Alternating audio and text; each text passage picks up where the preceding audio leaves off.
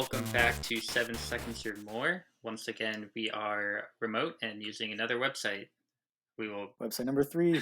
We hope to not have this continue, but for now, it is your host Peter Howarth. We're here with Duncan again. Hello, hello. Garrett is not here. He is on vacation, taking the week off. Good for him. Sabbatical in Ireland. And we'll have our first Irish listen. Maybe, yeah, our fifth country then. Yeah, there you go. Well, this has been a very busy time in basketball, so hope he's been catching up. But in the meantime, the two of us will try to fill in his absence. We may not be as loud as him, but we will try in the meantime. Just going through our normal housekeeping. If you have any questions for the mailbag, so questions for us about anything in the league, a specific team or player, or if you just want to ask how we're doing, I don't know. It doesn't really matter. Or the bad takes. Bad takes are fun too. Bad takes are very fun. So you can ask us those at the link in the description of this and every episode. And also you can DM them to us on Instagram at 7 Seconds or More. Another piece of news, this is more basketball related. It's not really show related. Shams Charania tweeted, it was, I believe, yesterday, that the NBA, quote, the NBA is eyeing a rule change to the transition take foul that would award the offensive team with one free throw and retaining possession. And the Board of Governors, governors is the term that they have recently used. I've gone away from using the word owner. They now use. That makes sense. Yeah, it's. Is that as of like the Clippers thing, or is that more recent? It is definitely within the last 5 or so years. That happened in like 2013, 2014. Yeah. So it's a recent. The one thing I don't like about governors is it implies that like they've been elected and like they're not appointed there. Like they bought the team. Like maybe there's like I don't know what a different word they could use, because owners does sound, it has like negative connotations, but governors is just not what they are. Yeah, I don't think there's a perfect word.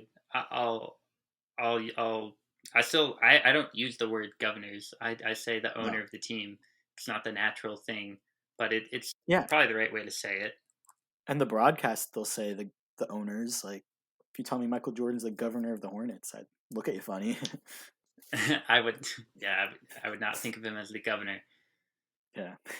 I think in like studio shows they make a concerted effort to say governor because they have time to write the scripts. But yeah, that makes sense. Jeff Van Gundy. But coming back to the rule, though, I really like this rule. It's just gonna honestly, like, it's not even the points that they're taking away on the fast breaks; it's the momentum that they're taking away on the fast breaks. Because even in like these last couple of playoff games, there's been a couple of times where like someone, like Jason Tatum could have had like a poster dunk, and instead he gets fouled. And there's one last night, game 1 of the Celtics Heat, where they're in the bonus, so he took 2 shots anyways. But you take away all that momentum that comes, and a possible and one that comes from getting that like poster dunk over Gabe Vincent or something like that,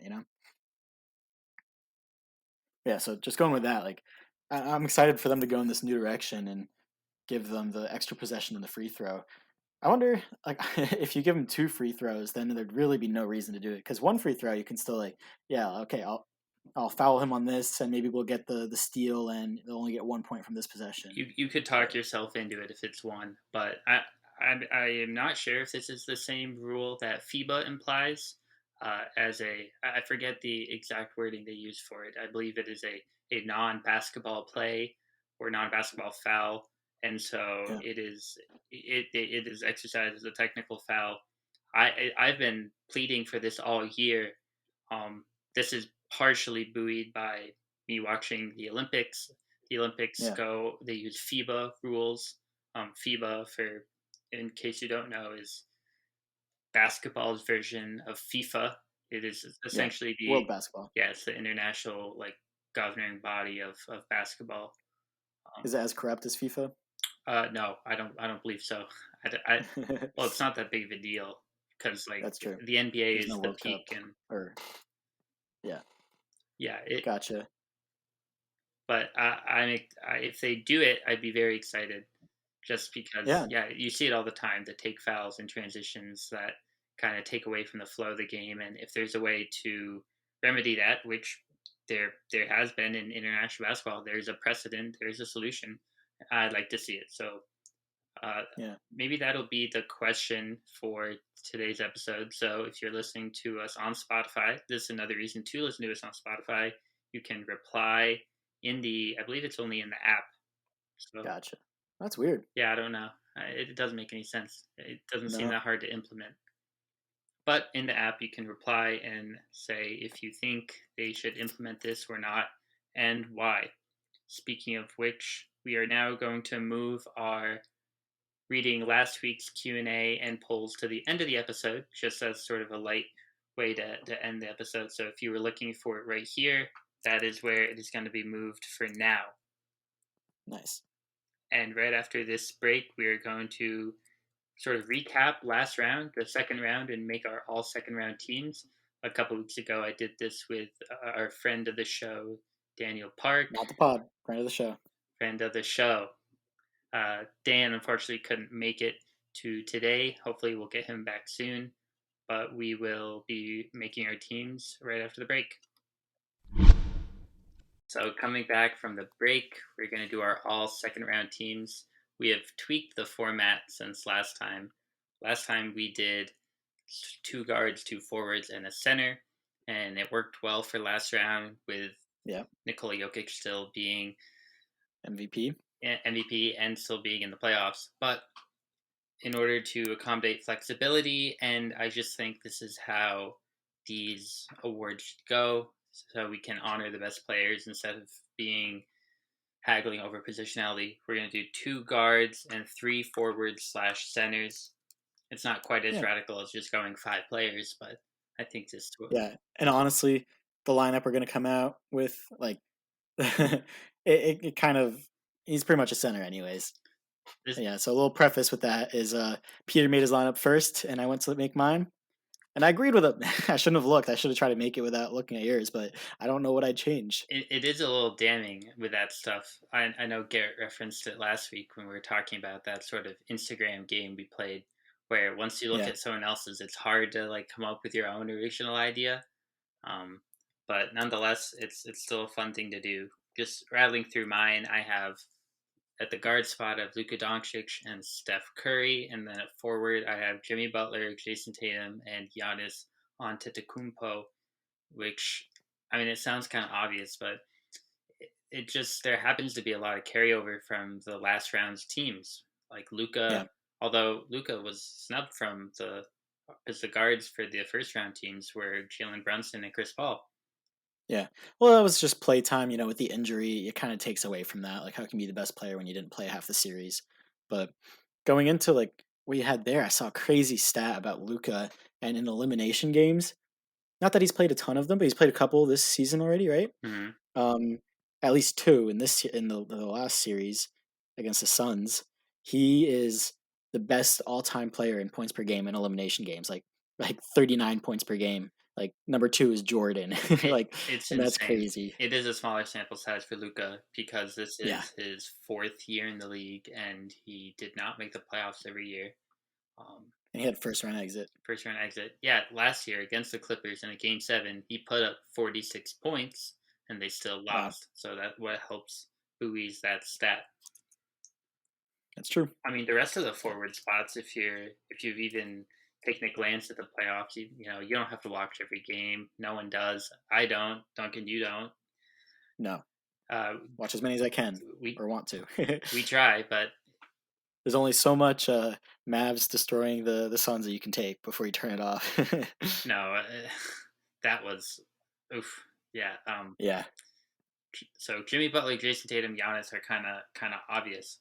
And one thing I thought was interesting is that this wasn't necessarily on purpose by me, but there happens to be one player from each of the 4 remaining teams in the playoffs represented on this team, and the 5th is Giannis, who is the best player on the planet. Yeah, he's the best player in the league, and he played center, so it kind of works. You don't even have to change the rules. When the Bucks were playing small against the Celtics, Giannis probably had like 20 minutes a game at the 5 without. And that's a team that has Brooke and Bobby, Brooke and actually. Bobby, and Ibaka, who couldn't even make the rotation. They gave up Yeah, DiVincenzo for him. They, crazy. they had to do it at the time because Lopez hadn't returned from his back surgery, Uh, and so they needed another center for the playoff stretch. And DiVincenzo was not a great contributor, but, no. but they could have used him. They could have used his shot making, and he has Connaughton and And with Chris out, Allen and West. They couldn't hit enough shots. yeah, yeah. Chris, But speaking of like kind of the Bucks, something I thought about a while ago. It's not super related to what we're doing right now, but have the Celtics had the hardest road in the playoffs, and will they have the hardest road in the playoffs? yes, I've thought this the whole time because if you look at The- some of the other paths, like look at Miami. Miami, they went out and who they played in first round? Atlanta. Is it the Raptors? No, Atlanta. They Yeah, played yeah, yeah. Atlanta, and then they played Philly. Somehow they lost two in a row to Philly, but they Yeah, played Philly without Embiid for 2 games, and even so, that is still a shell of a team. Whereas yeah. Boston played, granted they swept them, but they played the Nets, and then Which is a hard matchup. It's a hard it's matchup. still, yeah, it's a testament to how good the Celtics are Yeah, rather than. and it wasn't four blowouts either. It was four good games No, it was for the the most it part. was like the second lowest margin of victory per game on a sweep. It was like they won by an average of like 4.5 points. Yeah, crazy. And then you play Milwaukee, which was probably one of the 3 or 4 teams you would quote deem as a contender.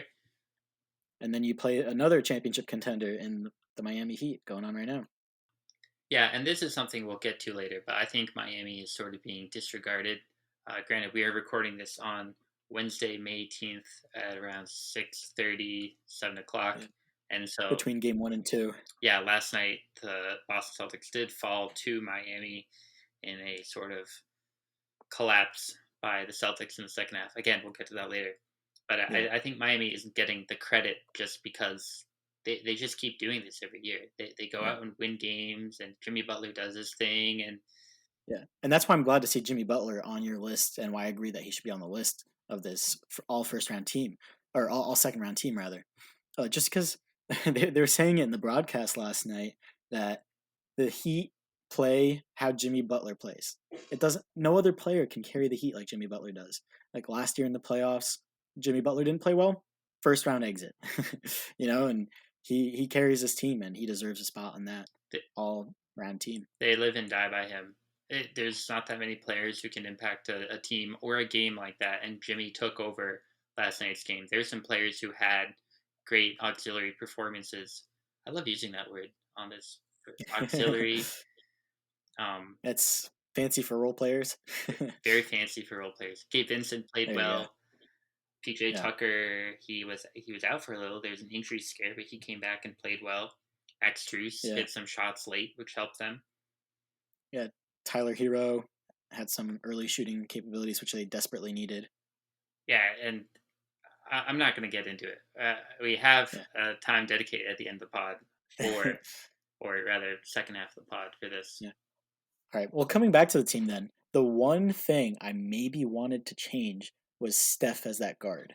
Who do you think would be the next guard up, guard number 3 in the second round of the playoffs, and maybe be able to compete with Steph there? I'd have to look at Dinwiddie's stats. They're not bad. It's hard to Yeah, put two Dallas guys, but that's true. or you could put Booker. Chris Paul fell apart. You can't really. Chris Paul's numbers are really underwhelming.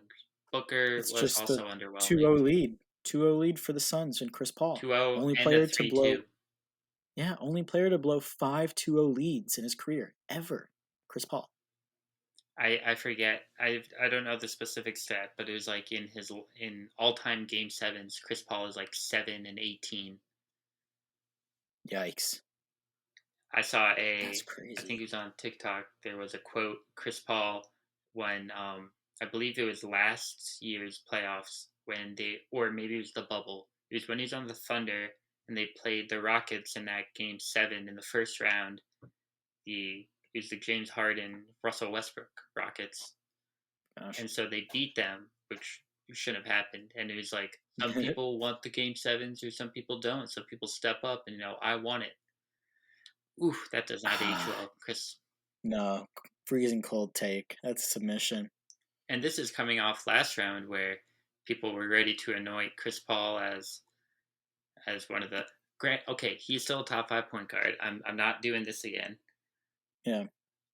But I wonder if, like, when Chris Paul ages even more He's and his play 37 doesn't. now. I know, but at some point, you know, players either retire because they're done or they retire because they can't play anymore. And their playing shows that. And it makes me think of Russell Westbrook because the amount of slander that he got this year versus like 2 years ago, like, did people count him in the top 10 point guards of all time 2 years ago? Maybe. Some And people now did probably. I with probably wouldn't agree. recency bias right now because he's horrible this season, he's kind of fallen off of all that. Even though the man's a triple double machine, and yeah, everybody's like, okay, but he doesn't win anything. But still, like he broke an untouchable record. And about that game, he beat the. It was against the I forget. I just started watching basketball. It must have been the first basketball game I'd watched in like 3 months, and it was the one where he broke the triple double record. And I was like, oh wow, this Russell Westbrook guy just broke the triple double record. Westbrook is an interesting one, especially with recency bias because he essentially won that MVP because the narrative of him breaking like single season triple double records and then the all time that it was such a storyline every night. And it used to be up until this year, if you had Russell Westbrook on your team, he could lead your team to like 35, 40 wins, him alone, like fringe playoff stuff, like what he did on the Wizards. hmm That was not a great team. That he alone is capable of elevating a team. Now, it doesn't mean you can win in the playoffs. Clearly, Westbrook hasn't. Granted, he's been to Yeah, the finals. I was on the team with Kevin Durant and James Harden. yeah, But I think a lot is made of if a winning player is or if they are it's about hmm postseason success and winning a finals. Look, it's really hard to win a finals. It's yeah. you cannot fluke a finals. If you look No, at the guys who have the best players on finals winning teams in the last like 10 years, they're all like inner circle all of famers, like LeBron, Steph, Durant, Giannis. Kawhi, Giannis, and then you go back like Dirk, Tim Duncan, Tony Parker, Kobe, Pierce, Garnett, Allen. There's not really a fluke one in there. I guess you can look at maybe the like 2004 Detroit Pistons, which had Chauncey Is that the Billups. one finals team that doesn't have a top 75 player? Did you see that stat when all that was happening? Oh, that's definitely the team. Yeah. So they had Chauncey Billups, Rasheed Wallace, Ben Wallace, Rip Hamilton, um, UConn legend. Tayshaun Prince. Yes, UConn legend. I always forget he went to He UConn. was at the draft lottery last night. He was Yeah, I the saw him. Pistons represent. He had the mask. Did you see? He brought it with him. Yeah, that's cool. PJ Washington was the Hornets rep. He was dripped out. He looked like he had no idea what he was doing there. He was like, "Yeah, they asked me to go here." You just sit there and you look disappointed or happy. It's a weird event, and in the last like 5 years, it's blown up to a spectacle where they had all those screens and everything, which Yeah, displayed the team, like the team logos and the team name, and then yeah. the pick. That's a more recent development.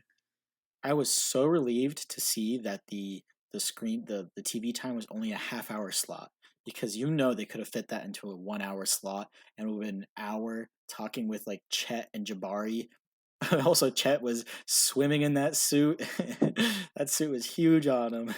I think they normally do make it an hour because I used to be a avid follower of the lottery when the Celtics had all those Nets picks because I'd sit Yeah, there and see, all right, are they really going to get the number one pick? And they did, or at least in 2017. nice. But it is weird, especially what the different strategies of different teams are. Like, are we going to send the owner? Are we going to send a current player? Are we going to send a team legend? Are we there's been a couple different the Celtics used to send their team owner and he'd wear the championship ring. Nice. The Cavs used to send their team owner and their son. Team governor. Excuse you. Excuse me. Yeah, how could I? But now they send Anderson Varejao, I guess.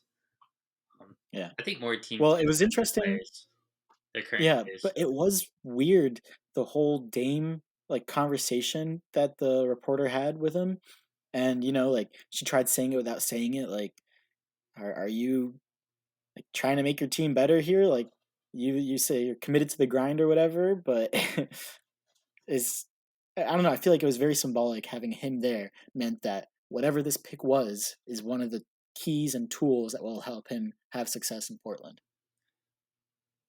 It, a pick is a weird one too because if they're trying to win, then they'll trade that pick to for an asset that'll make the team better. But at the same time, if they had won the lottery, there is a chance. Probably not. I don't think it's that reactionary. But if they win the lottery, it could give them more of a reason to trade Dame to accelerate their rebuild. This is sort of what the Pelicans did when they got that number one pick for Zion. They won the lottery. Mm. They weren't projected to have the top odds, but they win the lottery. They get Zion, and they're like, all right, well, this guy will be our new franchise foundation, and we can build everything around him. So we can afford to trade Davis and get more picks and try to build Yeah. around Zion and accelerate this whole thing. Honestly, 2 years down, it's kind of worked out for them. For the Pelicans, certainly. And they had a chance to get a top four pick last night from the Lakers, from the Anthony Davis trade. Yeah. Yeah. That's going to be an exciting team to follow in the future. Because they didn't even give up that many assets for McCollum, and they have all these picks from Milwaukee from the Drew Holiday trade. They have the picks Buy from the low, sell Lakers. high. That's what they've been doing. The Holiday trade was and the Anthony Davis trade, they Yeah. both teams gave up a ton, and so you could criticize it and say, "Hey, it's not a good trade." But both teams, And they gave up that first for Devontae Graham. yeah, okay, I don't like that one. No, because I think it might be. It's either the 13th or the 15th. Maybe that's the 13th that the Hornets had. Because one of those two picks, I think, is from Devontae Graham. I think there was weird protections on it, where if it landed in this range or that range, uh, then Hornets got it or Memphis or like it was some of that stuff is very complicated. But just wrapping up these all second round teams, there's an interesting stat that Basketball Reference has. It's called game score, and so this is. I'm not gonna say the whole formula because it's very complicated. It just basically adds up a bunch of counting numbers and you multiply them by like 0.4, 0.7, depending on how important those stats are. And so Gotcha. this was created by John Hollinger to give a rough measure of a player's productivity for a single game. And the scale is similar to that of points scored. So 40 is an outstanding performance, 10 is an average performance. So I just pulled the Gotcha. game scores or the highest game score for each of the five players on the all second round team, and then pulled the rest of their stat lines. Now for Giannis, I pulled his game six score instead of his game two. His game two had a Hmm. higher game score, but watching all those games, game six felt like a more dominant game for him when he went toe to toe with Tatum, and Yeah, that was a crazy and game. the Celtics were facing elimination. So for Luka, his game one, he had a game score of 34.1, and this was the second highest game score of any performance, only to Jimmy Butler. So his game Wow. one, Luka had 45, 12, and 8 on 15 of Oof. 30, 4 of 11 Oof. from 3, 11 of 14 from the Gosh. free throw line. But the team lost, and he was a minus Ah. 4. Wow. In fact, That's when they were hunting him, right? yeah, games 1 and 2, the Suns really hunted Luka, and he was able to. Obviously, the Mavericks were able to bounce back, and he did seem a lot more engaged on the defensive end throughout the rest of that series, and that's part of the reason they came back. Yeah. Well, he realized it. He realized what he had to do for them to win, and he did it. And he's a good, smart player, Luka, obviously. Yeah. I'm not going to go through every game score, but just a couple. Another one that stands out to me is Jimmy Butler. His game 4, he had 40 points, 3 rebounds, 6 assists on 13 of 20. Talk about efficiency. Yeah. 2 of 6 from 3. I wouldn't call him a 3-point shooter. 2 of 6 is not bad. 12 of 13 from the free throw line. He had a game score of 37.9. He was a -2, and they lost that game to Philadelphia. Wow, that's interesting. I think that just kind of is the whole enigma of the Miami Heat, which we'll get into in a little bit.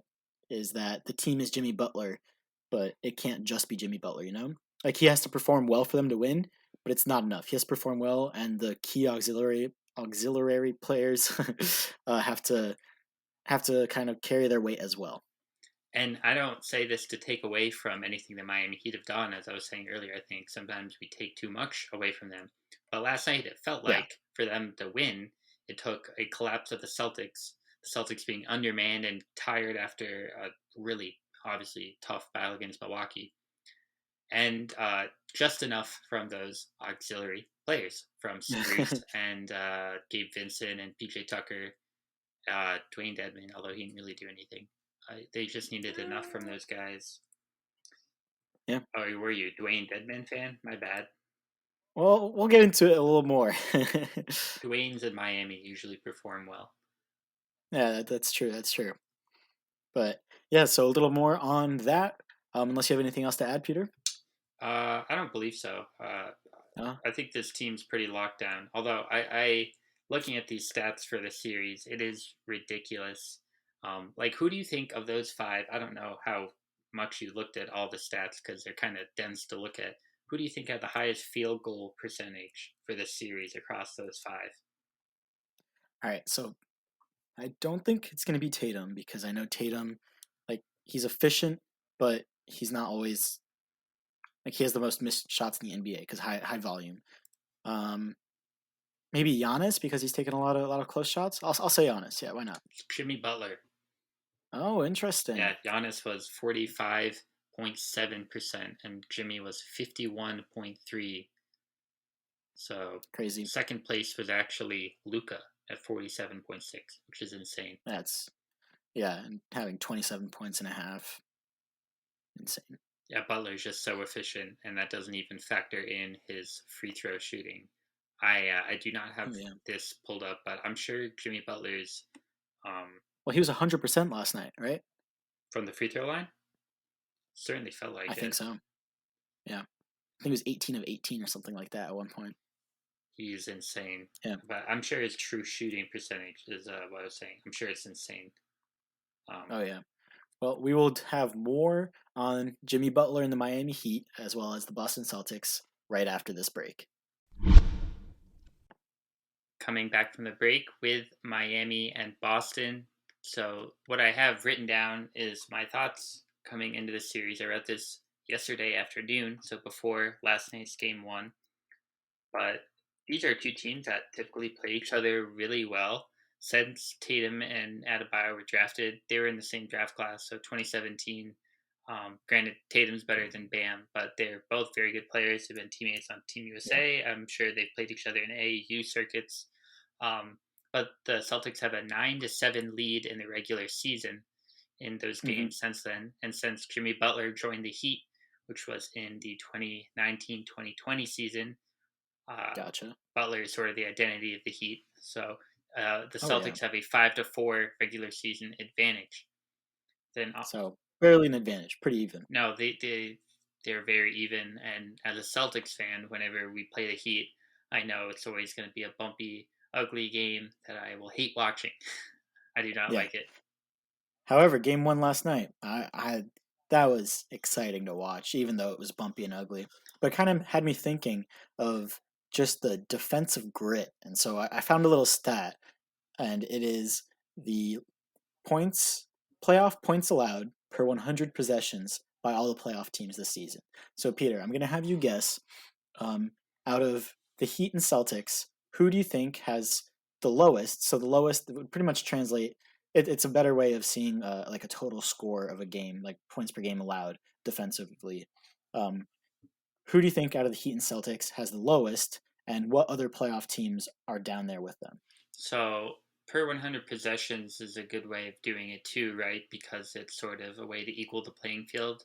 Because you Yeah, could give up more points, but it could be on more possessions. So it it doesn't show you how good you are in the half court essentially. yeah. I'm gonna say Boston has the lowest. So out of the current teams still in the playoffs, it is the Heat at 104.08, and the Celtics a 3-pointer behind at 107. Okay, because I heard about the Celtics' defensive rating, and I think it was low because uh, I guess they had more possessions, right? It would have to be that way. Probably. Yeah. Um, I Yeah. bet Milwaukee is a low one. I don't know if you have that pulled up. Yeah, Milwaukee's the lowest, 102.8. Yep, they kept Yeah. talking about that in Game 7, their defensive Yeah. rating. But Yeah. And interestingly enough, um, to the four teams at the top are all the four teams that got out, or four teams that got out in round one, I think. Yes. Yeah. So it's the Nuggets at 121, the Nets at 121 as well, the Raptors at 120, and the Pelicans at 119. And then this next team is surprising. What team do you think, Peter, allowed 116 points per 100 possessions? uh, Golden State, The Suns. their defense Golden fell State. apart. It did. It did. Golden State has a surprisingly good one. They're about middle of the pack right after Memphis and Chicago, after the Celtics. Yeah, no, it's really a defensive battle as well as an offensive battle for Miami and Boston. I think that's why that game was so exciting to watch, is because, you know, in the first half, it felt like Boston was unstoppable. Like the Celtics just were just destroying them on defense and on offense. Tatum was making those impossible layups that it didn't look like it should have gone in. And then a flip switched in Jimmy Butler, and he was sinking. You know that buzzer beater three that he had, where he just heaved it up there and just It swoosh. was a real demoralizing one.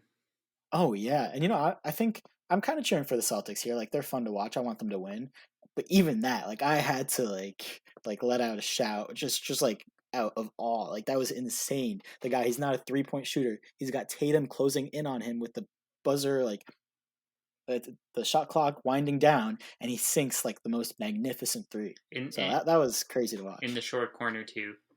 It Yeah, what is so interesting is with these elite defenses, it requires elite level shot making, and you saw it from both sides. Max Struess coming off of threes, Gabe Vincent off the dribble, and yeah, then for the Celtics, Peyton Pritchard had to do some things. yeah, Jalen Brown, I believe it was around the 2 minute mark in the fourth quarter, how he's moving left. He does like a fadeaway 3 pointer on the yeah. left wing, just a real improbable shot. It knocked the lead from, I believe it was from 10 points to 7 points, kept the Celtics alive, but they were kind of trading Rob Williams in the baskets. first half. Um, looked like it didn't look like he'd taken a 4-game break. The commentators were spot on with I don't know if you watched the ESPN or if there was a Boston air on, but the ESPN commentators were saying how like he looked tired on defense, and he did. There were shots where Rob normally would be able to chase that down, but he just worked on the other end, and he's kind of like standing there watching it. So that kind of goes into like the Celtics missed Grant. Horford and Smart. They needed them. Rob is always tired. I don't know if you've ever noticed, but he basically can only play at most like 32 minutes a game, just because Gotcha. maybe it's his jumping or the way he plays on defense. It requires a lot of energy. Well, because I think when he plays his best is when he's contesting every single shot. And when you contest every single shot like you do, you get tired. So maybe a coaching adjustment, if there's no Big Al, is somehow making him conserve himself a little more. But at the same time, he's electric, and it shows just how important depth is in the playoffs. Something that I'll be interested to see tonight how the Mavs fare against, because I feel like the Mavs are the least deep team in the remaining teams here. Um, but we'll see. Not that the Warriors are the most deep team either. I don't know. We'll see. But uh, as soon as Boston's second squad came in against Miami's second squad with sixth man of the year Tyler Hero like leading the charge, that's when the game changed a little bit. So I think Marcus and Big Al are very important to the Boston Celtics. I think it was very evident last night that the Celtics were both undermanned and tired. It Hmm. was a real tough combination of both because while they had their hot start, they really ran out of gas and were becoming lazy with their passes, and just it didn't look like they had the juice. But if you had two more guys in that rotation, and so Jason Tatum, I believe I tweeted this out. Jason Tatum had only rested 1 minute in the whole game up until like the end of the third quarter. He had rested 1 minute Hmm. in the first quarter. They gave up a couple baskets and they reinserted him back in. So Yeah, it was just, I mean, the fact that Aaron Neesmith had to play, who hasn't played meaningful yeah. minutes in months. Granted, he played well defensively, except for the fact that Except when he didn't. he uh, he cannot resist any pump fake. Yeah, that was such a hard play to watch because this young guy who's filling in, stepping in a big role, has that big chase down block against Gabe Vincent or Max Struess, and It then was Jimmy, who was it on? or no, was it Oladipo? I thought it was like Harrow. I don't I remember. think it might have actually been Oladipo. Actually, I feel like it might be Struess now that you say it. But yes, It was one they of have the them. big chase down.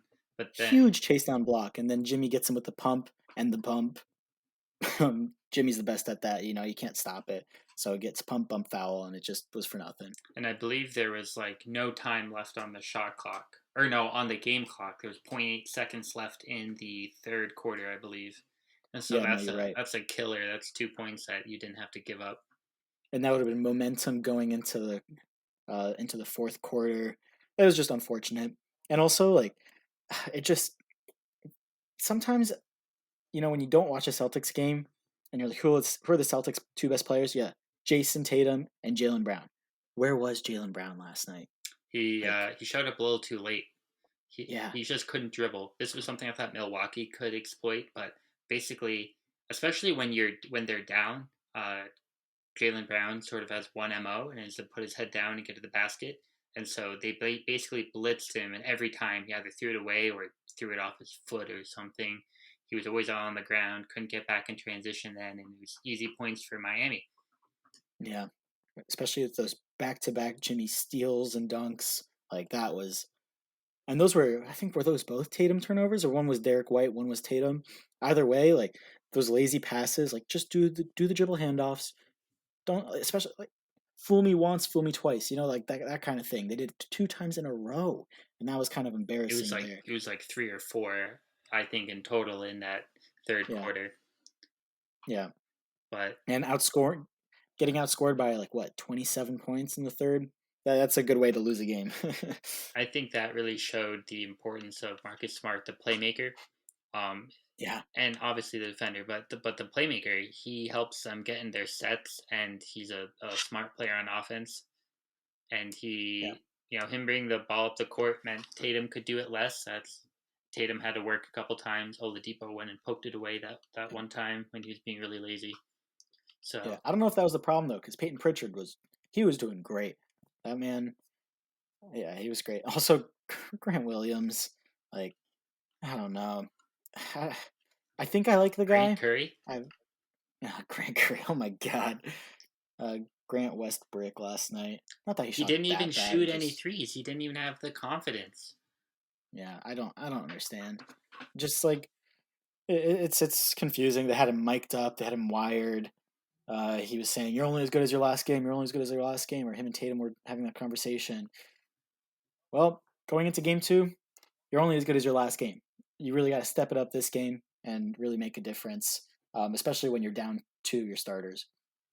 But kind of going into all of that, like, do you know what the statuses are on uh, Big Al and Marcus Smart?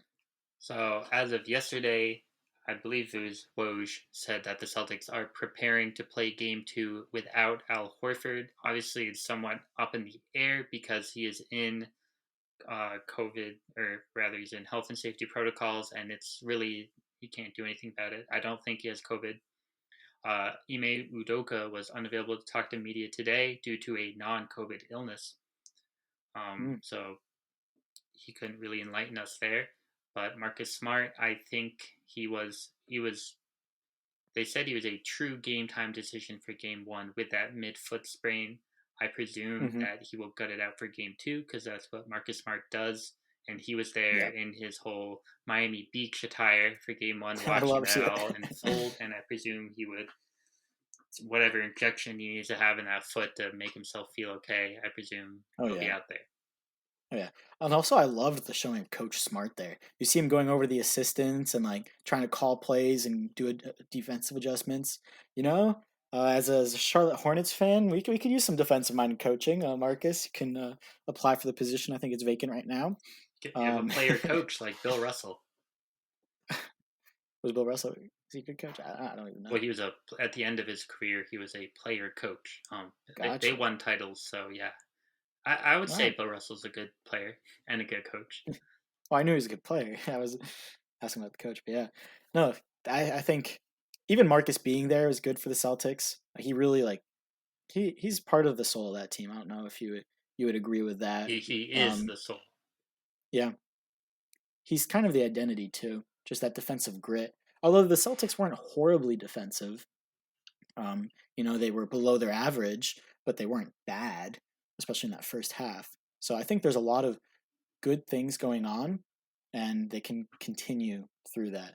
But talking about like just the different roles and the different players on teams, did you like? I saw you had some notes about just how much those teams have changed, the Celtics and the Heat over the past couple of years. So How do you think they like keep their identity throughout all this change? well, it's only been 2 years since the bubble, but Hmm. obviously the list of players that have changed, impact players, has a lot. For one, Boston at the time, they did not have Al Horford. They had Daniel Tice and Enos Freedom as their center rotation against Bam Adebayo, which is not a recipe for success. They also had Gordon No. Hayward, Kemba Walker, Romeo Langford, Brad Wanamaker, and Semi Ojeleye.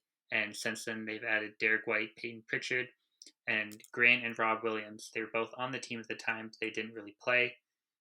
Miami, they have added Max Strus, Dwayne Dedman, Markeith Morris, PJ Tucker, Kyle Lowry, and Victor Oladipo, and have lost Jay Crowder, Goran Dragic, Andre Iguodala, Myers Leonard, Justice Winslow, Deion Waiters, Kelly Olynyk, Kendrick Nunn, and Derek Jones Jr. It's a lot of Wow. names for 2 years, especially.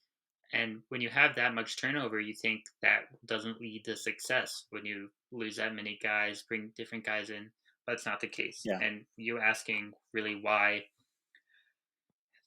they have been able to either sustain success or keep their identity, I think it's due to leadership at the top, and that can be in a multitude of different ways. Those teams have very stable ownership groups and leaders at the top, even though there's been that reshuffling in Boston with Danny Ainge leaving, Brad Stevens being elevated, and Ime Udoka being brought in as a coach.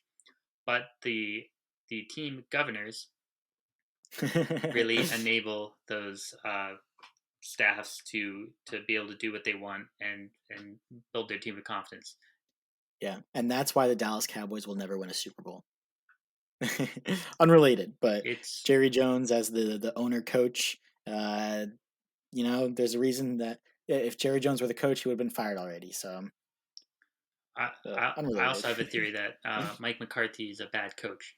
It's not even a theory; Hmm. it's just what I think. No, it's reality. I mean, QB sneak on fourth and whatever, right? That's the whole thing. I also wouldn't have paid Ezekiel Elliott and would have gone for my man Tony Pollard, free Tony Oh yeah, Pollard. But that is a free the man. topic for 10 yards or more Yeah, coming soon to theater near you. coming soon. Yeah, just like uh going into well, one thing about I thought about with Miami is they don't have Kyle Lowry, and they're still still giving the Celtics trouble. Like I think that's a this year crazy they're feat. 7-0 without Lowry. Oh, Yeah, it's kind of a crazy stat. yeah, They don't John even need Moran him. stats. I mean, no, I'm kidding. I'm kidding. I'm kidding. No more Jaw slander Oh my here. I'm gosh, done. we're not I'm doing done. this. No, but yeah. So you had us put what our predictions were for the games, and I think, excuse me, I think that if Al, I mean, it sounds like he's not going to come back by game two, but I think if he came back by game two, it would be Celtics in six because I think they win game two and game three, and then they're up 2-1, and then I honestly think they win game four at home as well. They're up 3-1, and then the Heat come back, make it 3-2, and then it's a 4-2 victory for the Celtics afterwards. Like that's kind of the path that I see, just because the Celtics play them without their best two players, not best two players, without two of their starters. Sure. Um, without Al, I think the Celtics can win in seven. I wouldn't bet against either team right now, though, especially with the way Jimmy Butler played last night. I normally don't, or sometimes I do this sort of scoping out game by game, but it's kind of like you saw last series, the Milwaukee Boston, the road teams won a ton, so it's hard to predict. Yeah. I think if the Celtics are gonna win this series, obviously you have to win one in Miami, if it because Miami has the home court, so they have 4 home games Hmm. versus 3 for Boston. But I think you have to win one of these 2 games, these first two, because going in an 0-2 hole, it's Yeah. just hard to do. Well, Miami hasn't lost a home game this year in the playoffs. Yep. I believe they're 7-0 now. And however, the Celtics have the best playoff road record. They showed on ESPN last night. So it really, I think it's going to come down to those games in Miami. They have to win one there. Yeah, I think they'd be 4-1 on the road because they won We're 2 four and in two now. Brooklyn. Well, yes, now 4-2. Yeah. Well, that's what sucks about if you're Boston last night because you have the early lead and then it all goes away. So you had the path to that victory, and if you win in game one, then it's a little it lets you breathe a little bit, a little burden off your back. But Hmm. even so, I have Celtics in 7 because I think it's just going to be a long dogfight of a series. It always is with Yeah. whatever team Miami plays, and especially with this physical, beaten down Boston team. I think the Celtics are a better team, but I think it's close, and so it's Celtics in 7. Not a lot of other Yeah. thought there. I'm excited to see the game adjustments for game two and see how Ime kind of comes at it differently, especially now that you've had a game out there, you have film to reference with the pros and cons of how your team did without 2 year starters. So there are adjustments to be made, and he will make them. I Yes, feel like he's a coach you can have trust in that. I very much agree with his um, sort of the mentality he brings to games and the adjustments he brings. So I think he'll have the team in the right place. He'll certainly rip them a new one for what Oh happened yeah. last night. So just moving on from this series, we will attack Golden State and Dallas right after the break. Coming back from the break, talking about Golden State and Dallas, Duncan, this is something you touched about earlier about the depth question of both teams, and I think this is something we really have to think about with Golden State, just because Hmm. of some of the injuries they've sort of told so far. Otto Porter Jr. is sort of their de facto forward off the bench, a guy who is experienced and knows how to play in playoff games, and his health has been up in the air. Gary Payton the second is their backcourt lockdown guy off the bench. He is Hmm. out for the rest of the playoffs after his Oof. injury from Dylan Brooks. And so now you're going to rely on some guys who maybe are not as proven in a playoff setting. So that is Iguodala. Well, obviously he's proven, but he's had some health things as well. Uh, Yeah. Bielitsa. Then you have some rookies in Jonathan Kaminga and Moses Moody. You have Damian Lee, Juan Toscano Anderson. These guys who, if you think of the Warriors and why they're winning, a lot of it is due to their championship DNA and their high level basketball IQ and coaching. Those guys have not proven it, and it's going to be a lot for Steve Kerr to figure out these rotations and who he can rely on in these critical situations. But it's certainly something that was more of an issue for them now than it was earlier in the year. Honestly, I think with this, they match up better against the Mavericks than they did against the Grizzlies. Because the Grizzlies, something that they have kind of is that depth. And the Mavericks, like, I don't know. I remember I like re-listened to part of an episode and I talked about how I thought that the Jazz would destroy the Mavs in round one, and I was obviously wrong. So I'm not gonna bet against the Mavs right now. Like Luca's just he might be one of the best players in the playoffs right now. I think it's between him, Giannis, like best players in the world.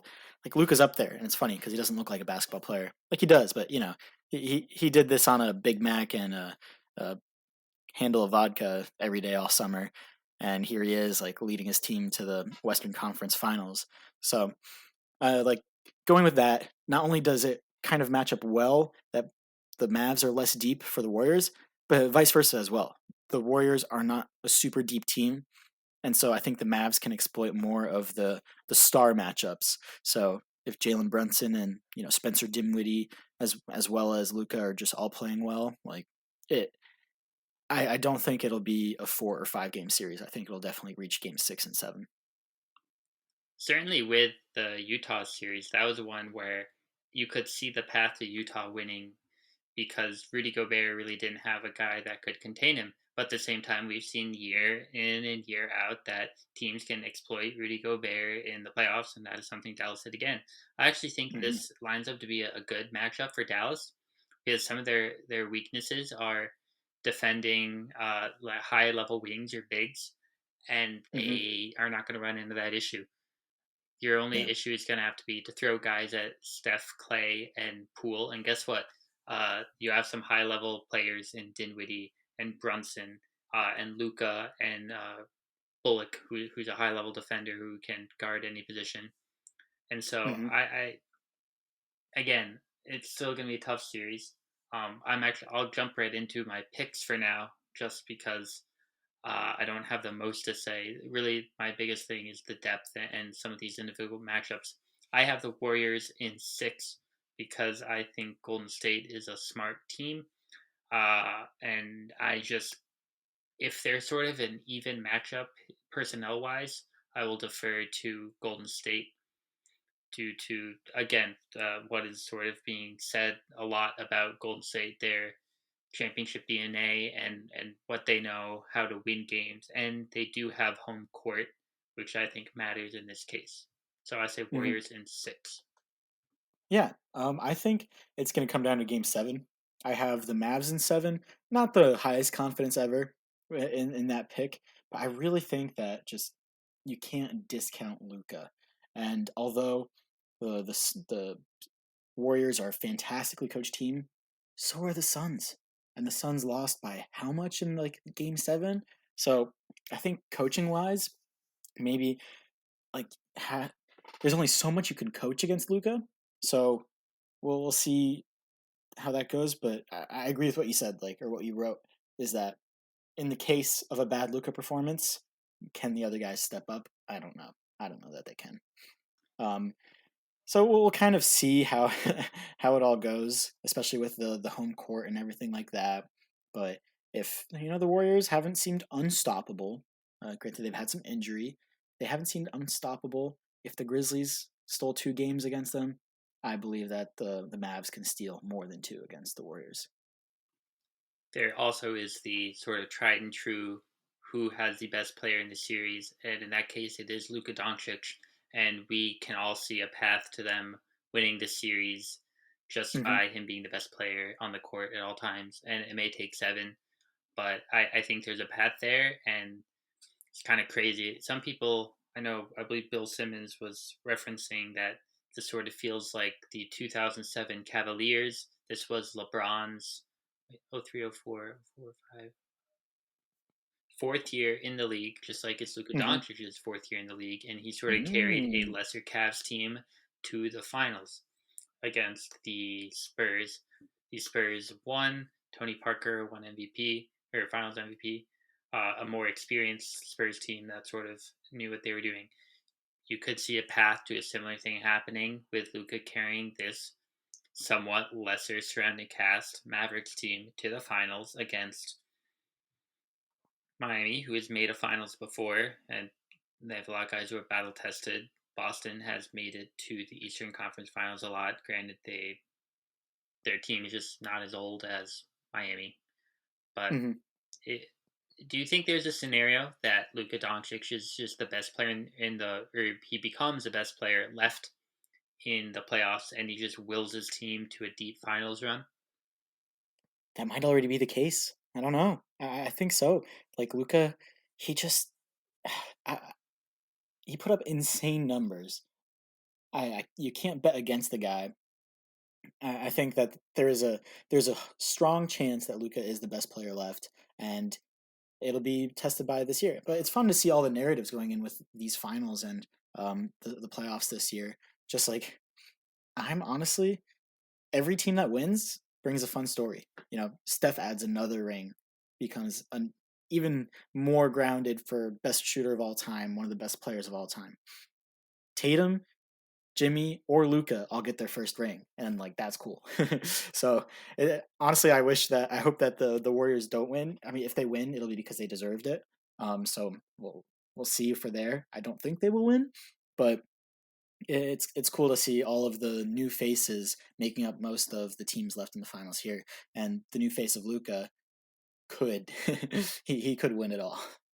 This is something I was thinking about the other day too. With the whatever whoever wins, there'll be a really compelling storyline, and you would think if the Warriors win the finals, then Steph Curry, you would think he would be the finals MVP. It would be his first Hmm. thing or his first finals MVP. It is a thing that people have held against him for not winning a finals MVP.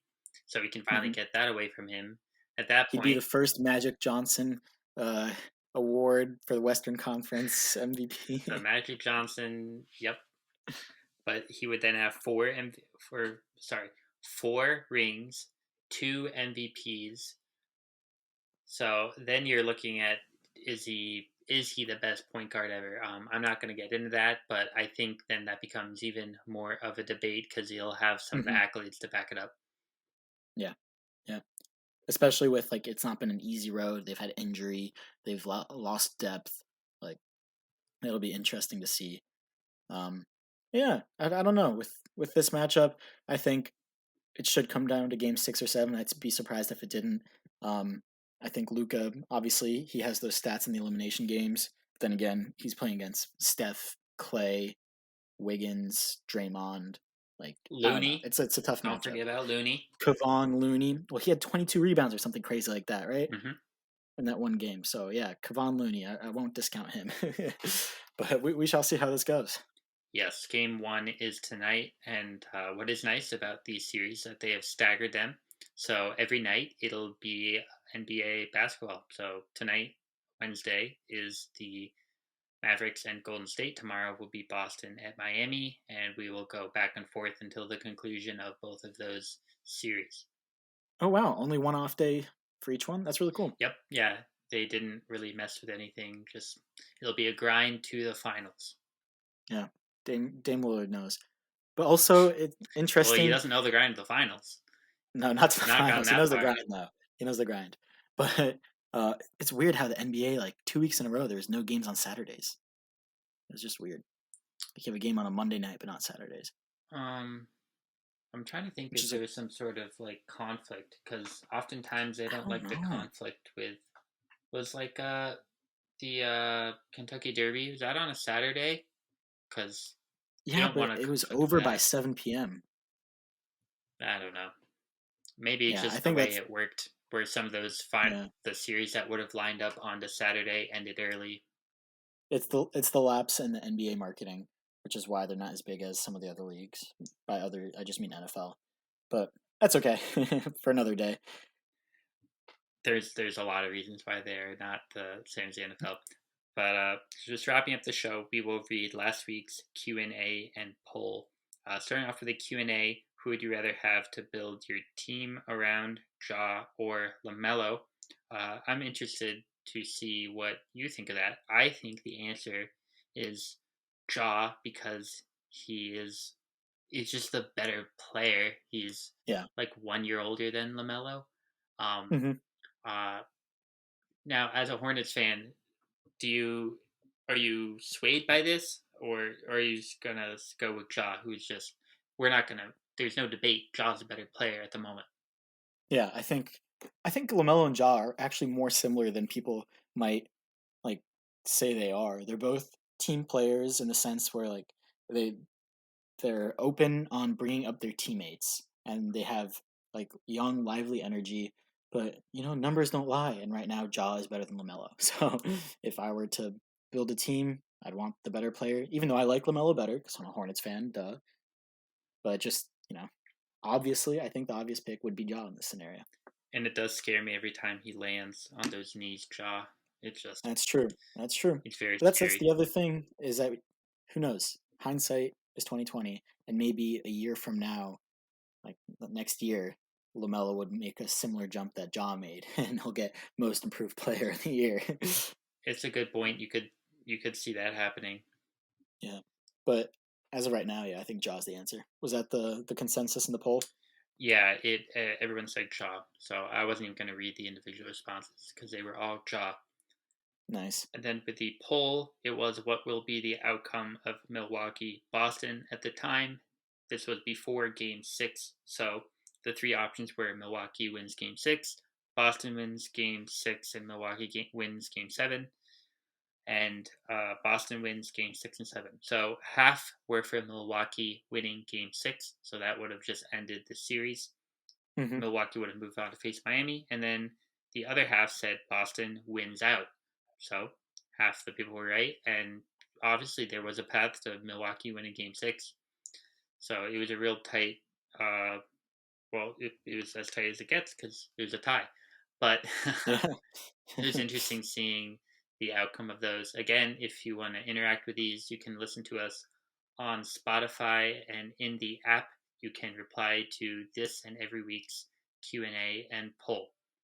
So that being said, that's really all we've got for today. Interested to see Dallas and Golden State lining up, and when we come back to you next, I'm sure we'll be really deep into these series, and there'll probably be a lot to talk about. Yeah. Thanks for listening this far into the show. We appreciate you giving your time to listen to 7 seconds or more, and hopefully we'll see you next time.